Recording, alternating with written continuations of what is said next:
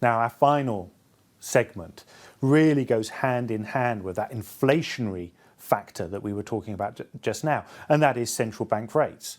Now, the reason why they go hand in hand is because central banks are fundamentally working to typically a dual purpose. One is to keep a lid on inflation, the other one is to promote employment and drive employment. Now, we're seeing full employment effectively in countries like the UK, in areas much of Europe, as well as the US. So that part is certainly playing out, and you could argue is inflationary in its own right. But really where the concern is on the inflation side. So central banks are having to increase rates to try to keep a lid on inflation. The reason why they're doing that is partly because it's the only tool they've really got to try to do so. But they're doing it because in the future, the expectation is that capitalisation costs, the cost of capital generally, even down to the consumer with the knock-on effect of mortgage rates, will keep a lid on or stifle future demand.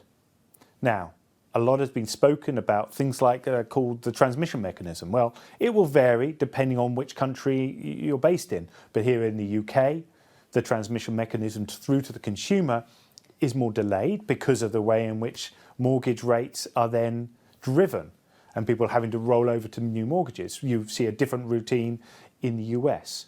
But fundamentally, central banks are walking a fine line, and that is what central commentators, that's what investors and economists are looking for.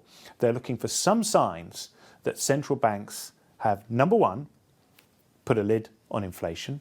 Number two, having gone too aggressive, too fast, too soon to stifle out any future growth and potentially move economies into a recessionary environment, but at the same time are helping to generate a moderate level of potential future growth. So how is that transmitting through? Well, we're only now starting to see signs of these interest rate rises having an impact.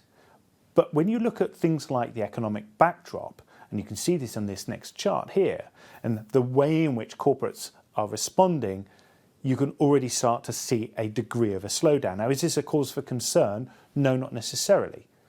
It's important to read through a lot of this noise. Really, the key focus here, and for us, is on what does the future hold with central banks and the way in which they will respond and start to move to a more accommodative environment. So I'm going to hand back to Madhushree to bring this to life and to talk about the portfolios on the whole. Thanks, Tom. We are well aware that we are entering a period where the economic landscape might be more challenging. And so we have a limited preference for risk assets, such as equities. And within equities, as I mentioned earlier, we are favouring high quality companies with greater earnings stability. On fixed income, we have increased this exposure, more specifically to safe haven government bonds, as it has become more attractive in terms of valuations. It's become cheaper to buy as yields have risen. Real assets continue to remain appealing given its inflation protection qualities, and we've been trimming our exposure to the more cyclical commercial property areas and adding to the more defensive infrastructure assets. Our alternative strategies, such as in song royalties, asset-backed lending, private equity, and energy storage, continue to serve as credible diversifiers within our portfolios. And lastly, on cash, it's now become a useful option within a balanced portfolio, considering the market volatility and increased uncertainty. Of course, as investors, we don't view cash as a long-term investment.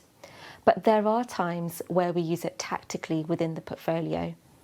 And whilst we are putting it to use, it is invested in money market funds to maximise our returns, we're really using cash as dry powder. We're keeping it ready to deploy back into the different asset classes when the right opportunities come knocking. We see it as a short-term measure, a short-term cushion in the portfolios, ready to be deployed when favourable prospects present themselves.